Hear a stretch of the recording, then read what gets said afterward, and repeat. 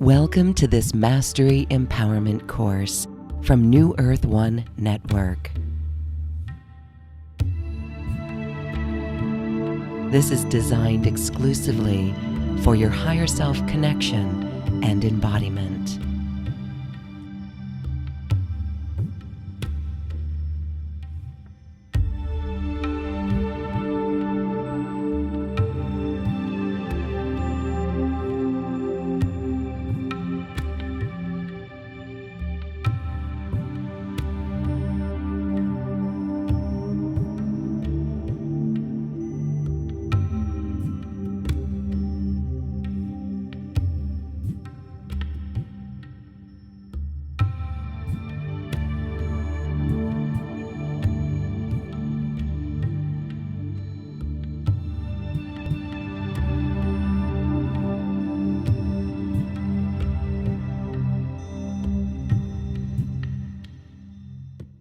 Welcome to this Mastery Empowerment course. This is Embodying the Awakened State of Being.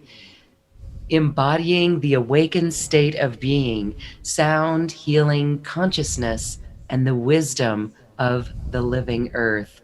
My guests today are two beautiful practitioners of sound healing, and together they bring over 80 years of their wisdom and experience. And we're going to hear from both Zacciah Blackburn and Dorothy Stone. Welcome, both of you. Thank you so much for being here. Thank you so much, Lauren. Thank you. And many thanks to the New Earth One Network. We appreciate being here. We look forward to our time with you. Yes, we're going to hand it right over to you. You're going to share your knowledge and then leave us with the sound experience. So again, we thank you for that, and we're ready. Thank you so much. Great. I appreciate Thank you, it. Lauren. We are so grateful to be here, and we hope that the sharing we have today for you is beneficial for each of you listening.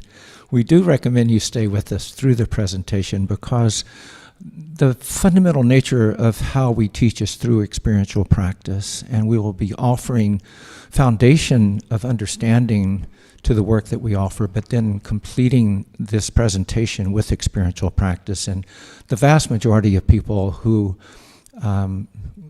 experience those bodies of work find it very, very beneficial. And I'm going to begin just by talking a little bit about the nature of who we are.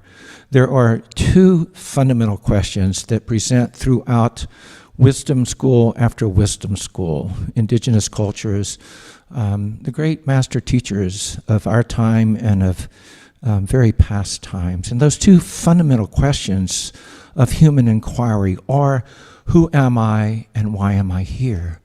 The reality is that they are so intertwined. When we discover the nature of our true essence, we do understand our purpose in being here. And it is about embodying the sanctity, the holiness or divinity of who we are. We are part of the wholeness of life, no matter how we define that, no matter how we name or see the form of consciousness or God beings, creator beings in our world, in our interpretation or perception of the world. There's a fundamental understanding that we all arise from one source of life, of which we are part. And many would say we are an equal part. And the problems have arisen that by us filtering our awareness of that fundamental nature, we filter that through embodiment upon embodiment, lifetime after lifetime, not fixing our attention upon this one true nature or essence of life, but coming to believe that we are separate from the whole, that we are lesser than that. We go through emotional entanglements and experiences that wound our psyche, or that we carry with us for too long losses. And also, we have established in our culture misbeliefs about the truth of who we are. Most of us don't truly understand or experience the greatness and vastness of our dignity as spiritual beings. We frankly are profound beings here as part of the creative matrix, and we have a purpose and intention in being here. Many of us in this program perhaps have an understanding of that, but many around the world have not even been brought to that awareness, not truly understanding the greatness and vastness, the dignity of the human spirit as part of creation, interwoven in the web or the matrix of life. We are part of that whole. And the more that we can come into that body of wisdom, into that understanding, the more we can embrace it and embody it. And there are specific methodologies that we have learned through decades of experience and teaching, studying with master teachers of different cultures, such as Tibetan Buddhism, Hinduism, Native American shamanism, Peruvian mysticism, Christian mysticism, Kabbalistic mysticism. There are so many schools of wisdom of which we have taken part in our lifetime, so much so that we've been deeply initiated in several of those schools. And I want to say we carry the wisdom of those schools. We carry direct connection with the lineage keepers of those schools. And that direct connection helps bring our understanding alive. It's a living tradition that we carry. And we want to share as much of that wisdom as we can with you today in our time together. These times that we are in are so profound, so profoundly moving and transformative. These times have been prophesied by culture upon culture upon culture for thousands of years. I worked with Grandfather William Commanda of the Abenaki culture, who has he's passed now, but he carried wisdom teachings that were scientifically documented to be pre-Columbian. He would say they're much older than that. They speak specifically to this time. We've worked with Grandfather Alejandro of the High Maya Elders, who speaks very much about the calendrical alignment that so many of us paid attention to in 2012, but what that doorway was, that gateway into these times that are unfolding now, and our part in manifesting and creating the nature of life as we choose to see it, to witness it, to be part of. The Peruvian cultures of this time of the Torape Pacha, the time of meeting ourselves again. What part of us have we not yet met? Many of these cultures would speak to that part which is our essential nature, which we have learned through lifetime upon lifetime in societies that don't embrace the greater truth. We have learned to not recognize our true nature, our true potential, our true essence. And by coming into understanding that and even experiencing it, we can integrate it more into our lives, embody it, and bring it forward in our lives. It will impact not only us, but each other. In the Peruvian way of speaking to it, it's about awakening the nature of our potential, the seed of our potential, and feeding it in relationship with our ancestors, both genetic and spiritual ancestors, and with the elements of life, the elements of earth, air, fire, and water, feeding it like you would a seed in the garden until it buds, blossoms, and blooms as a flower of blossoming joy in service to the garden of creation. Listen to the poetic wisdom of that statement arising from the Q'ero teachers of Central Peru, that our fundamental nature is a flower of blossoming joy in service to the garden of creation. How can we come into that great joyfulness that they see as our inherent nature? How can we awaken and embody that? I want to take a step back just for a moment and just ask Dorothy to contribute some too, because she embraces tremendous wisdom in her own path and the heartfelt wisdom of the vast mother of life, of which she is a great part. And I just want to bow to that and let her speak for a few moments. Well, thank you, Zacciah. Thank you for all your wise words.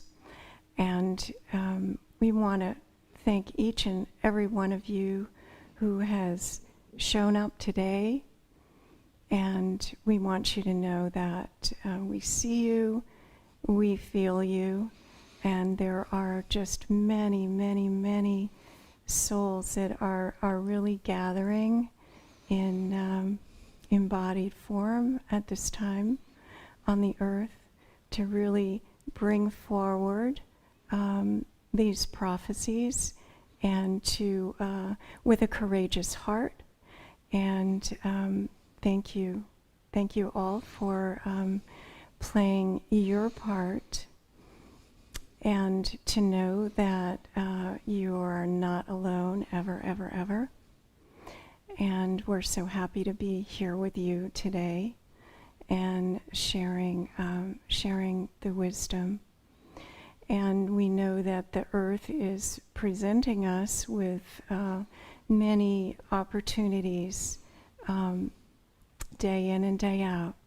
Lots and lots of opportunities arising, which remind us to remember why we came, what is the pathway, and to remember really our true divine natures, and that we have the ability to trust in the divine and to trust in our divine nature. We have the ability to let go within that trust, to align, to allow, and to simply be. And we are in a great collaboration with the earth and the elemental consciousness of the earth right now. And I know that we feel it every time that we're in nature. We're wanting to connect on a deeper and deeper level with what the earth has to say to us at this time. We're listening, and how can we be co-creators, and how can we come into collaboration with the elemental consciousness of the earth, because we have a lot of work to do, and we can fully be in service to humanity and to the earth at this time. And it's a beautiful process. And how do we find our middle path, and how do we stay on that path, and how do we not participate in escalating duality and the pull of the polarization that's happening at this time. And some of the practices that we offer really allow us the opportunity to not only connect with our heart, but to realize that, we have this higher heart, we have this etheric heart that really contains an infinite amount of grace that is available to us. And, the process of allowing that grace to merge with our human heart, our anatomical heart, and to bring deeper and deeper levels of peace. And we find that deep peace is really a precursor for healing. And we're all on that healing path together every day, every day. Thank you so much. I greatly appreciate that. And as I'm sitting here listening to Dorothy, my own heart is just softening and opening, blossoming with that love that she generates and the grace she generates for all. This is a precious way of understanding this fundamental nature, the fundamental essence we all carry. And we understand the confusion, the doubt, the heartache that so many of us have experienced. Indeed, great tragedy, great loss, great suffering, great trauma that many of us have experienced in our lives. And the pathway through that to a pathway of healing or wholeness can be very challenging, and especially in these modern times in which there is so much chaos and confusion that we can see in the world around us. The pathway really becomes established within us. And when we understand that, it gives us potential, it gives us possibility, it gives us choice, and that empowers us to make the choices that will serve us in the best way to come into the awakened state, to illumine our life and the lives of others. As Dorothy was talking about the path, I was reminded of this beautiful song I loved as a young man. I don't remember the title of it or the artist, but the words that really spoke to me, it was kind of the feminine speaking to the masculine way of doing things. And she said to the young man in this song, "It's not what lies at the end, boy. It's the journey along the way." And just think about that, feel into that a moment. It's not what lies at the end. It's the journey along the way. And that is the path of awakening and enlightenment. All of the great masters experience this, that pathway of illumination. They move forward, they fall back. They move forward, they fall back. That is part of the nature of humanity. But our fundamental essence is genuine. It is very good. It is very blessed. We are surrounded by holy beings within the subtle worlds, no matter how you may want to name them. Angelic guides, teachers of the other worlds, our medicine allies, whatever your spiritual alignment is, there's a way to speak to this, but we all carry with us holy beings who guide, teach, who help us in this healing pathway.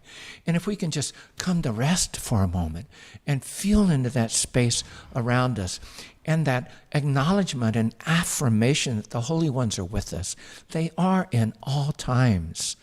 The moment we come into practice, we're always so profoundly touched by the ones that come. And we may speak about that at some point before we begin our practice we share with you today. But what I'm really wanting to speak to right now is this fundamental nature of healing. Indeed, we see two pathways to healing. It's fundamentally the pathway of releasing, resolving, taking care of the problems we see in our life, the obstacles, the obscurations they're called in Tibet, or the state of realization, of alignment and attunement, of awakening the true nature. And it may be a moment that we need to touch and embrace the shadow side of the self that is dark in our path, to awaken that, to heal that, to love that. But we really focus a great deal upon the true essence, because when you turn on the light within, the darkness cannot prevail. Indeed, the darkness cannot even exist. It's the fundamental nature of physics. And if you just think about this principle as a spiritual dynamic of the self, we turn on the light, the darkness is gone. It cannot coexist. And should it choose or try to bring itself up, to bring doubt or confusion in our lives, if we can retain understanding of that light and hold illumination within us, it will dissolve any darkness, any dispute, any chaos, any confusion that tries to bring doubt to us. Indeed, the great Buddha said that doubt is one of the greatest obstacles to realizing self-illumination, realizing that we are an awakened Buddha. I'm quoting the Buddha here. We are awakened beings. And if we don't realize that we're awakened, we're simply suffering from the illusion of not realizing that we're awakened. This is profound wisdom. And he said that doubt is the greatest obstacle to sustaining that awakening. You know, if I want to talk on the other side of the ocean, let me talk about Yeshua, the Christ Master, who said that if you have no doubt in your heart, you can move mountains. To me, this is a literal reality. It may seem very magical and mystical to many of us, but if I have no doubt in my heart, I am aligned with the fundamental nature of life. I am aligned with the elemental forces of creation, and those elemental forces of creation are aligned with me and will abide with me. It's like Kuan Yin, the master feminine Buddha of China, riding the dragon. You often see her on a wave riding a dragon. That is symbolic of a master who has aligned with elemental consciousness, and that elemental consciousness is part of her. So, of course, Master Kuan Yin, I shall provide the platform for you to ride upon me. Here I am, the elemental dragon of the ocean, Step upon me and let us ride the waves together. This is the way that awakened states work, that as we come into alignment with the fundamental nature of life, the fundamental nature of life speaks to us, abides with us. We are in harmony with us. One of my grandmother teachers spoke a lot about the rhythm of giving and taking in harmony with all life. Think about that for a moment, because some of us are trying to take or receive. Some of us are trying to give and give too much. What about the caretakers among us who just give and give and give until we're depleted? We need to discover that rhythm, that balance of giving and taking in harmony with all life. She also spoke to coming into alignment within our heart with the heart of the earth and the heart of the sky. Feel into this for just a moment, this teaching. Let us come into our own heart in reverential alignment or harmony with the heartbeat of the earth. You can do this as a practice with a gentle drum outside. It's profound. Imagine yourself feeling the earth falling into her body, feeling her heart awaken to you. Feel a soft rhythm there and come into alignment with it. You're in alignment with the heart of the earth. How profound can that be? What beauty, what blessings, what joy can you come to you just from that alone? Then lift your awareness up through the crown into the sky and feel into the heart of the sky. What is that for you? In her culture, it was the heart of the galaxy. In her culture, that's the birthplace of souls. In modern science, the heart of the galaxy is the birthplace of stars. Take your choice. Birthplace of souls, birthplace of stars. I'm really happy with any one coming into alignment with the heart of the earth and the birthplace of souls. I come into alignment with the harmony of all life by this simple practice, this simple awareness. And as Dorothy shared with you, just stepping outside. We have the beauty of nature right outside our door. We're very fortunate, but we deliberately and intentionally chose this. We live in Vermont in a very rural place. We step outside and literally we have met bears right outside our door, quite literally. We are in a very rural, semi-wilderness area, and we love it because when you step outside, nature is resonating. It's vibrating. And you feel that. That's why you still feel so beautiful when you go outside. Perhaps not on the city streets of New York. Perhaps in Central Park you feel it more. But if you drive upstate to the Catskills or Adirondacks, you can't miss it. You feel the beauty of the earth, the sky, the clouds, their rhythm, the trees. There's gentle swaying in the wind, the caterpillars falling from the trees, the buds of the flowers, the deer across the meadow.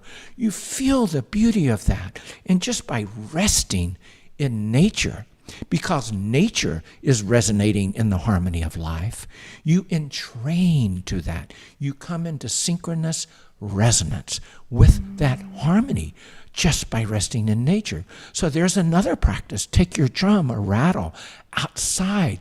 Feel that rhythm of life, the gentle wind, the beauty of the sun warming you, and just fall into a gentle heartbeat with your drum. Feel it merge with the sound of the drum, merging with the resonance of the earth, and just be there.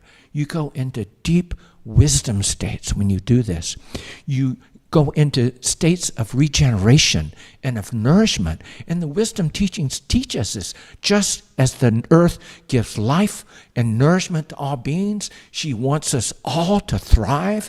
And when we rest in resonance with her, we receive that life force. You in the yogic schools, think about it. What does the root do? It doesn't just rest there at the base of the spine. It grounds into the earth. It anchors in the earth. It gives us grounding and deep receptivity of the life force of the earth.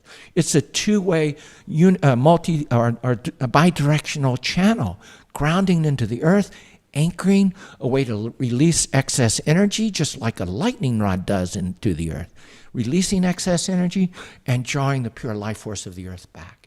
School after school teaches us how to do this. This is one of the ways the Peruvians teach how to become that flower of blossoming joy, just allowing the life force of the earth to come, to bud and build until it blossoms and overflows, connecting to the pure energies of the cosmos around us. These are very simple practices, and I do apologize in an hour. It's very hard for us to give you the core teachings. We have a 3-year school of sound healing.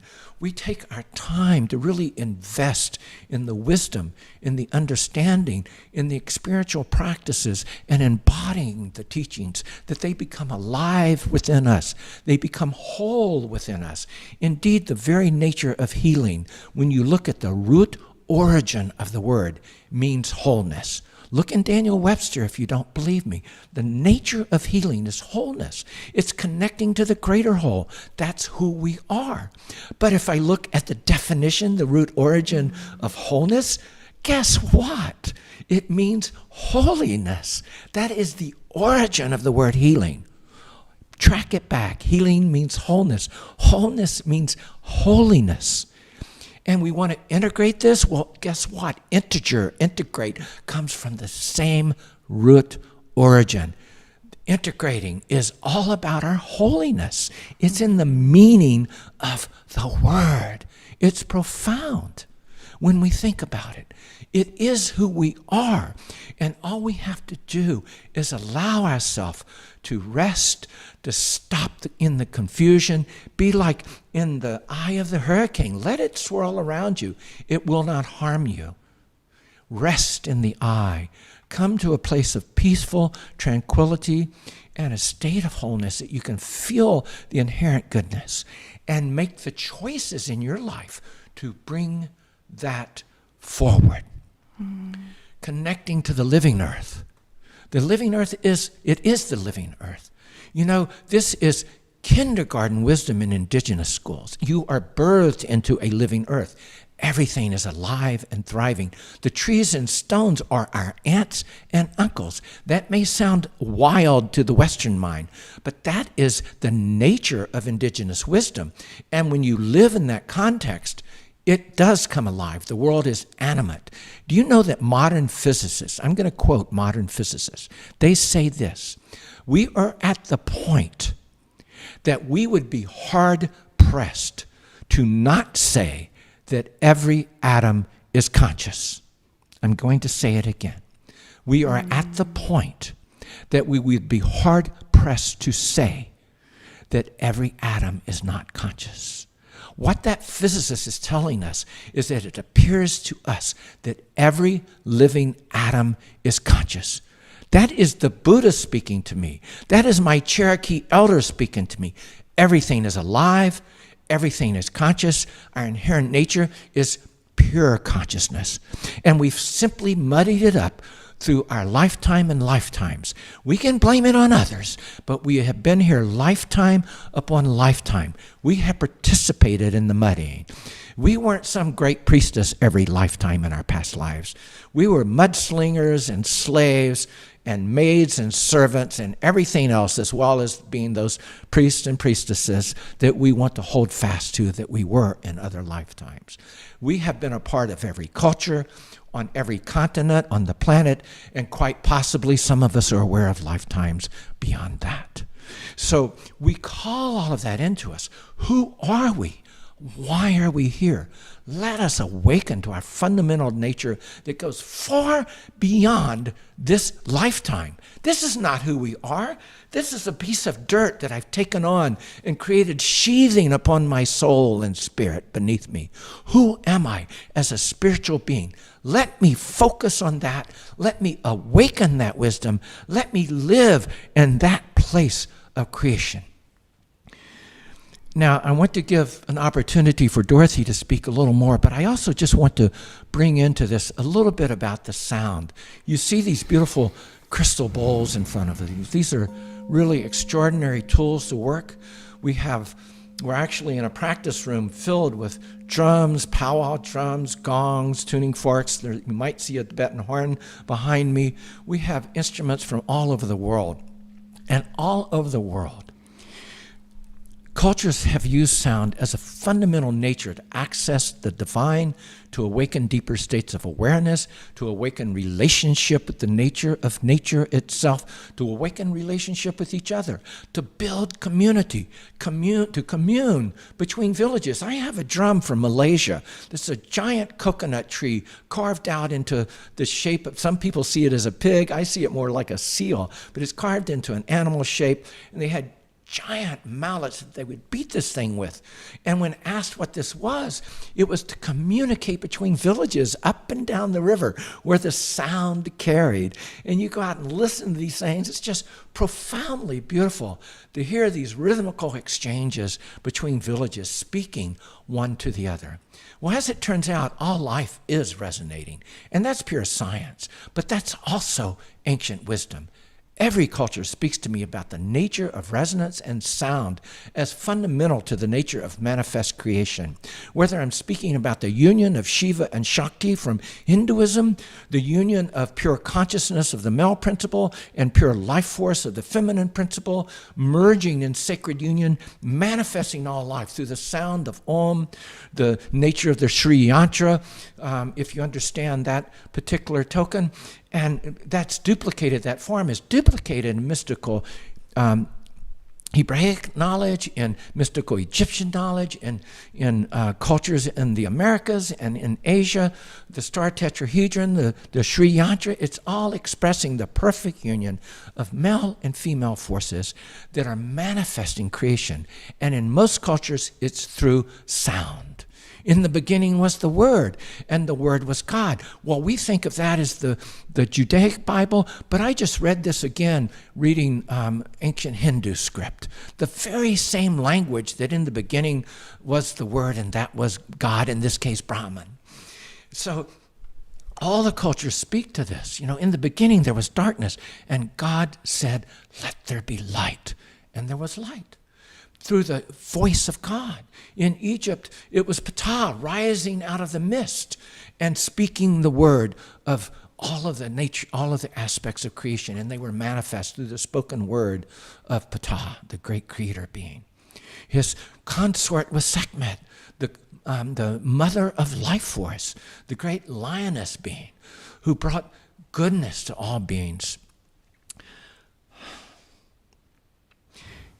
Forgive me for taking a moment longer.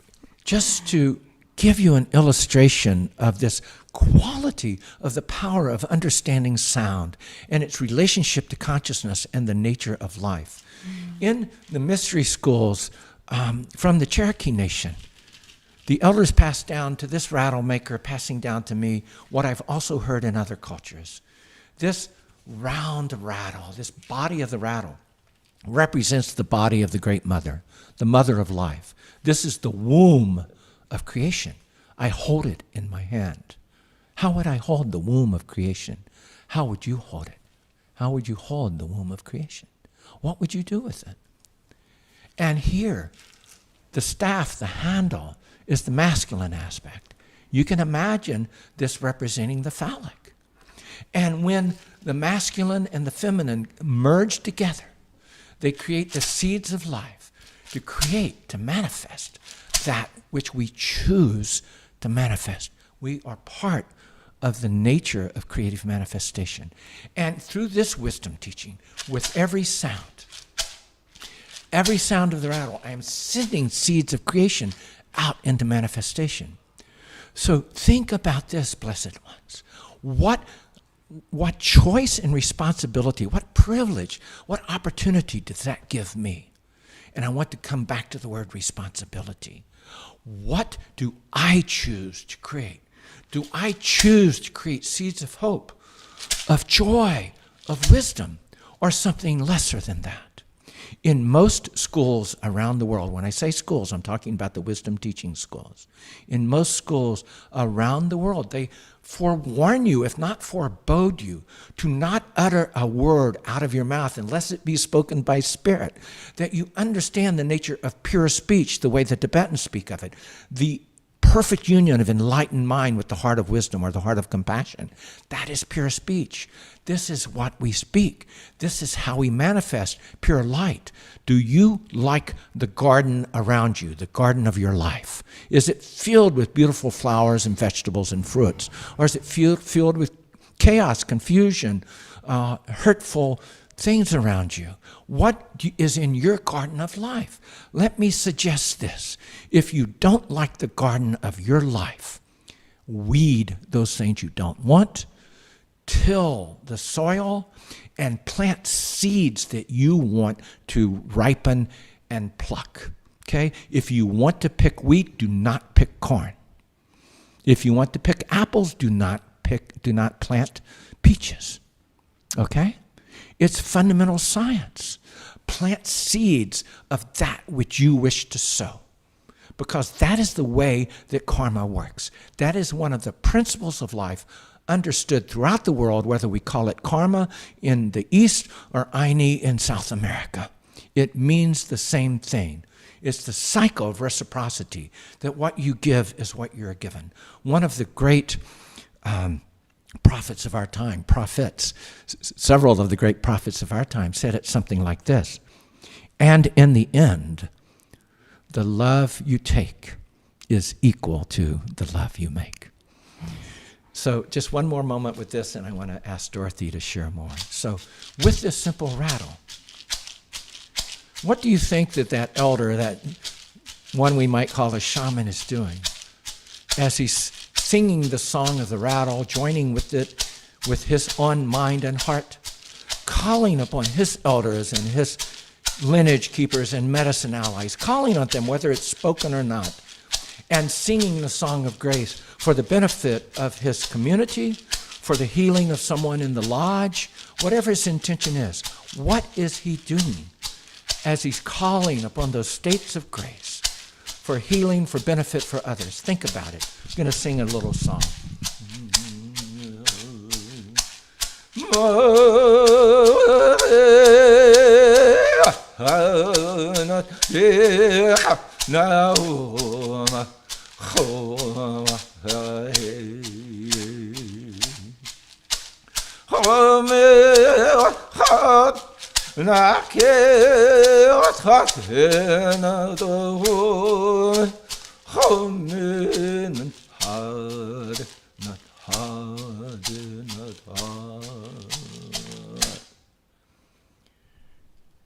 So with your own actions, and those of you who want to engage in shamanic or sound healing or other teachings and practices that utilize sound in one way or another, what are you holding in your hand? What are you creating with that? What is the potential that you hold? How can you manifest the greatest potential for the benefit of the others through your choices, actions, and practices? Thank you so much. I'm going to let Dorothy speak a moment. Well, it all does come back to intention and awareness, and how Zacciah so beautifully spoke about balance. So as we strive to continually integrate higher level consciousness into our daily lives and into our awareness, what intentions are we creating?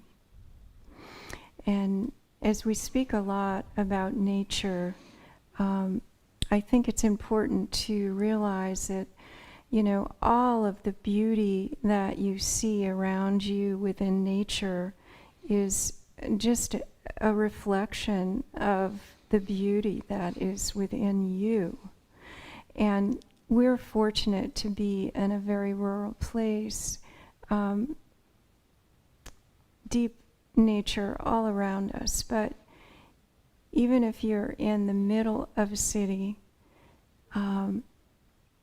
you can look at a flower, you can look at a leaf, you can watch a bird, you can stand in the shade of a beautiful tree And you can feel the same thing. People everywhere, no matter what their physical environment is, can experience really the joyous life force that nature has to give to us at this time. Really a very strong ally that we have to assist us in this great monumental time of change on the planet. And we are in a time of choice making. You know, we're all making choices now. Where do we want to stand? Who do we stand with? Who do we choose to have around us to guide us and assist us in this physical world as well as in the subtle world? Who are our allies? And how can we continue to be of service and to really live in alignment with our true divine nature? And I want to step back for a moment just into a little bit of Sound 101 to remind you that we really are all space from a physics standpoint. We're all 99.99999 whatever percent space. And sound and frequency moves through us. Sound moves energy, and we are all in this morphogenic field together, all connected, whether we realize it or not. The sound that comes out of us is not some kind of linear wave. It's a bubble, you know, that goes out into the morphogenic field. And that's something important to remember, as we are all sounders in this world, whether we're sounding with our voice, whether we're sounding with an instrument, whether we're generating frequencies of unity and love and compassion and grace from our heart center. We are all connected in such a beautiful way. Thank you so much. Yeah, and I think we're going to offer a beautiful sound practice for you today. Well, I'd like to see first if Lauren has any questions for us. I want to thank you for the clarity in what it means to be in alignment. It is in alignment with our true nature, our true essence, and the responsibility that we have in that creation. And it's as easy as going into nature and observing, resting in nature. It is really why any of us love sound healing or are drawn into shamanism, is this great love for the earth and for nature. And Zacciah, I want to say, when you were sharing your song with the rattle, I'm not the only one who was moved by that. We could feel a love for earth. Is that what you were intending? I was simply aligning with my master teachers and singing from that place. That's our fundamental practice. We go into alignment and bring forward the energies or teachings that are present there. And that brings us to the question, did you want to share on the highly holy ones who surround us always? I find that unique to each of us, but I find it true with all of us. Indeed, many of us are connected with one guide or another, but what I see is something more like a council of beings around each of us. And in our own practices, when we speak to this, we often honor them and invite or invoke them to come and work with us. And we use language like both those known and unknown, because we don't know them all. We don't, we experience many sacred beings who come to work with us who we have no known connection to. We don't recognize them. We don't ask names.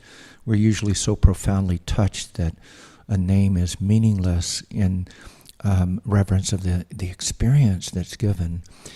And by working in this way, we also open our own potential to meet those who have not yet come. The eagle or the Buddha or Mother Torah may be with us now and really working directly through us. It may be a profound experience, but who is waiting on the other side of that? It may be their teachers that we have not yet seen or met. So opening the gateway to the greater whole, we often will use language like we invite all holy beings, all beings of light, of all realms, of all lineages to come and be with us, because they all have more to offer us than many of us have yet received. I think we might not even still be here if we've received everything we have to receive. So to open to the blessings of the many, to me, is very important to the practice. And quite some time ago in my own personal experience as a practitioner, my guides came and fundamentally said, Zacciah, what you do is really beautiful and exquisite, and we thank you so much, but if you would just open the door and get out of the way, we would really appreciate it. And I understood that very directly, and fortunately was well enough within myself to do exactly as asked. And that's been my primary practice since. They've come back to me in a different way at this point in my life. Integrating the self into the practice is more a part of that, but it's still aligning with the greater whole and the greater potential in the room. We simply open to that and invite it to come through. And the voices and songs that come are directly related to that experience in our inner sanctuaries. Beautiful. Thank you. And could you recap how we align with elemental forces of creation? Everything we do is a choice. And whether we recognize that we have the power of choice or not is irrelevant. Everything we do is a choice. But the reality is that we have the power of choice as unique individuals as part of creation. And every thought we have, every action we take is our choice, no matter what we think other forces around us may expect of us or make us do. The reality is that it's our choice. And once we understand that, once we accept that and accept the responsibility of that, the choices we make and the responsibility of the choices we make, the responsibility for making conscientious choices, it allows us to more readily come into alignment with the fundamental whole, the fundamental nature of life, no matter how we perceive it, no matter how we name it, no matter what nature we give to it, whether it's Mother Earth or a God in the sky or the elements of creation, however we define the nature of creation, we have every opportunity, every moment to come into alignment with that. One of the practices I spoke of before was coming into resonance in our own heart, and you and our listeners can do this even as I speak. Come into resonance in your own heart and just feel that resonance. Whatever's there, just feel the resonance. We're about to do a practice that will go deeper into this in a different way of teaching it, but coming into resonance in the heart. And once we feel that resonance, then we breathe down through the earth. I like to use the spine and the tailbone because this is taught to me specifically by my Peruvian elders, to use the spine as a primary energy vessel, to move my awareness down to the tip of the tailbone, and to imagine that the tailbone is like the root of a seed breaking open. We actually do practices a little more complex with that, awakening that seed in our sacrum. But imagining that the tailbone is like the root of a seed moving into the body of the earth, just as the seeds of the earth do. And just allowing it to sink into the earth. If you do that, most of us at least a few inches, but most of us at least a few feet down, we want to come to rest, and that's a beautiful point of alignment with the earth. Just imagine your tailbone rooting in the earth, grounding there, as if you were sitting on the warm earth itself. And then feel out into the space around you. Just rest there. You can do this in your chair on the 30th floor of a condo or office building, or out in the earth on the warm ground. It doesn't matter. It works very well. Grounding into the earth, feeling that resonance. Now, just rest in that point until I really have a good sense of it. Then move my awareness down into the body of the earth. It's beneficial to have a conversation with her. Blessed Mother, thank you for all that you give. I'm so grateful to have you in my life, to be a part of you. I'm so grateful. Thank you, Mother Earth. May I feel your blessed resonance and the gifts of life that you bring. I rest in you now, and I'm so grateful for that. I feel your heartbeat rising. Thank you, Blessed Mother. And I draw that heartbeat up to me and through me. So then you bring it into the root that's in the ground, and you bring it up to the root center, and up the tailbone to the sacrum, and up through the sacrum up to the spine, and you bring it into the heart in resonance with your own heart. Then you do the same thing, resting in that. You're now in resonance with the heart of the earth, but then rising through the spine into the whole skull sac, but focusing perhaps in the third eye as I come up into that region of the brain, moving awareness up to the crown, and just slowly, as I feel it, open the crown to the sky above me. And I stretch awareness into the sky, giving thanks here to the great cosmos, to the very heart of the sky. I'm grateful to the Creator and all holy beings who move through this great doorway of the heart of the sky. Thank you for being present. Thank you for holding this. If I think of the vastness of our galaxy, as was spoken by the elder who brought me this wisdom, the heart of the galaxy, imagine the pure, synchronous, harmonious forces of nature that are allowing billions of stars to spiral around the center of the galaxy. What extraordinary and beautiful force that must be, which we are calling the heart of the galaxy. May I feel into that and give thanks to the Mother of the Sky for birthing this whole aspect of creation. You know, we could call her the local Divine Mother through the galaxy, where there's hundreds of billions of galaxies in the sky, but we fix our attention here in our localized galaxy, giving thanks to the Mother of Life in this region of creation.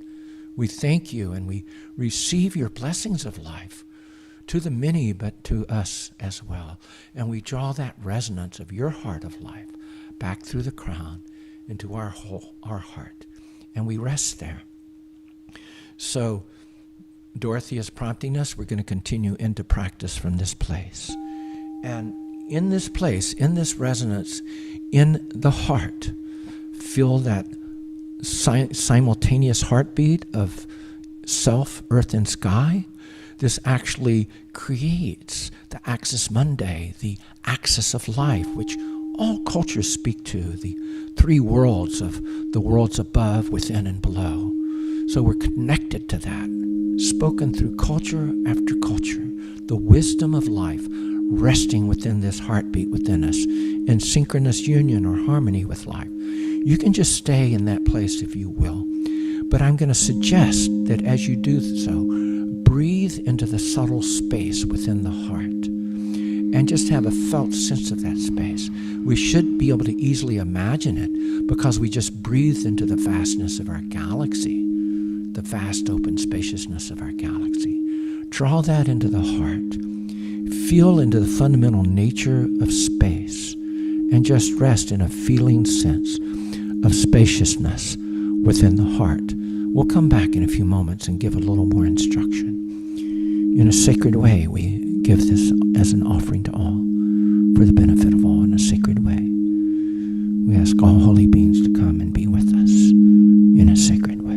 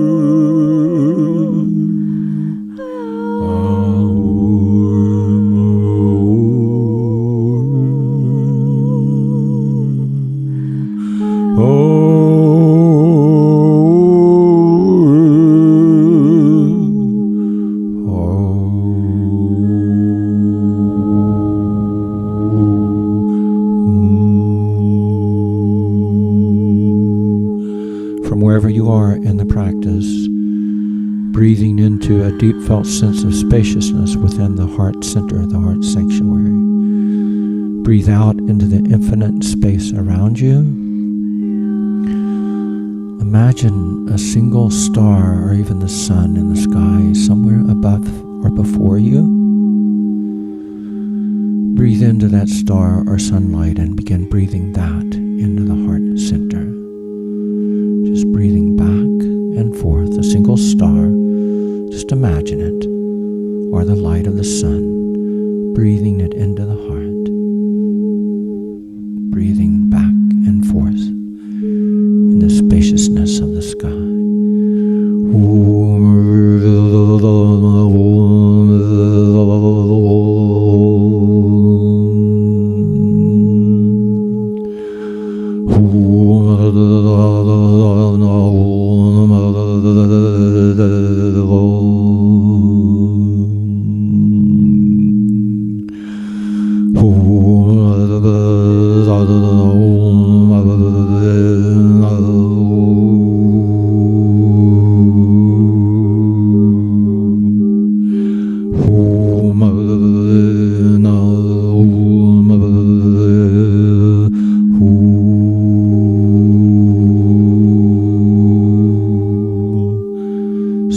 draw your awareness to fix in the center of that star within the heart, that light. Just allow your awareness to fix or center upon that light consciousness that you've been breathing into the heart. And on your next in-breath, allow that light to awaken that star seat within you.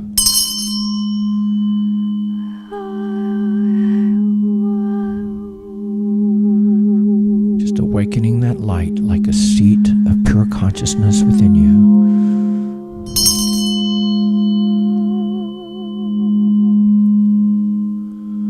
Such that you are emanating that light.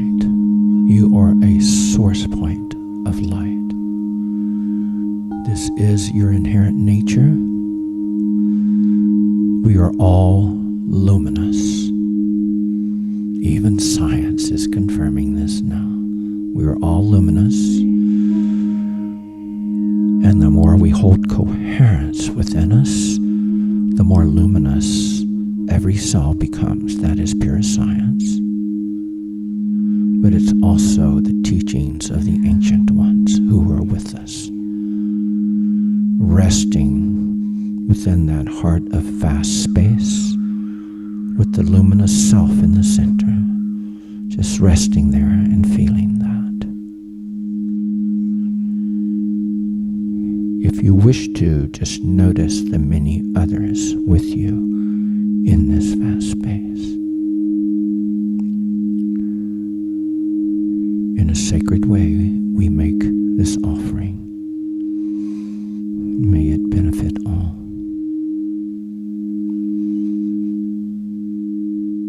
And may any merit generated by this practice be given to those most in need. Namaste. Namaste.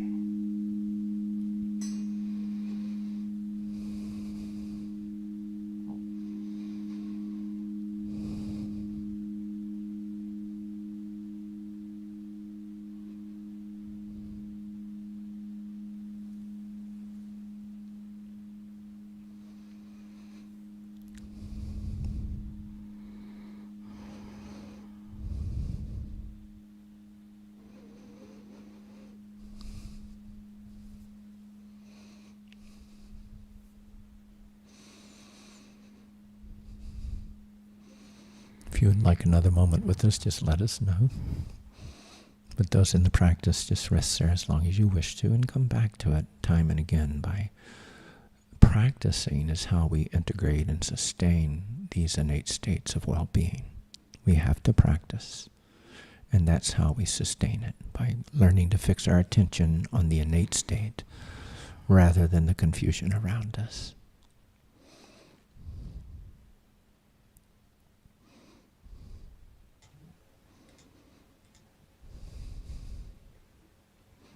What a beautiful treat.